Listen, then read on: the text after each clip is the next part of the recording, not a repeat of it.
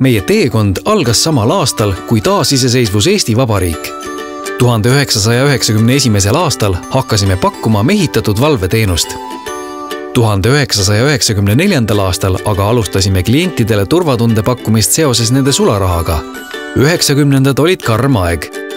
Sõna meie kvaliteetsest teenusest levis ning juba 2 aastat hiljem tegutsesime lisaks Eestile ka Lätis ja Leedus.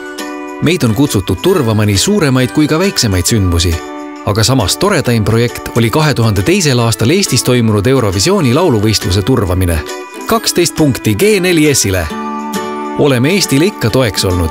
Aitasime teha suure sammu 2010. aasta lõpus, kui Eesti valmistus eurole üleminekuks. Vedasime laiali 9,1 miljonit eurokupüüri ja 70,5 miljonit euromünti. 2013. aastal tegime aga suure kvaliteedihüppe ja saime endale kodu mere ääres. Meie uus peamaja on Põhja-Euroopa moodsaim turvakeskus. Eelmisel aastal katsetasime esimest korda valvetegevuses droone. Praeguseks oleme Eesti turvaturu kindlad liidrid ja otsime alati uuenduslikke lahendusi. Ja see kõik jätkub, sest 25 aastat on alles algus. Võib-olla pakume juba 100 aasta pärast turvateenust kosmoses. 2016. aasta märtsis täitub G4S-il 25 aastat järjekindlat tööd turvalisema Eesti nimel. Oleme saanud hindamatuid kogemusi, töötanud välja üha innovatiivsemaid lahendusi ja võtnud vastu ka kõige suuremad väljakutsed.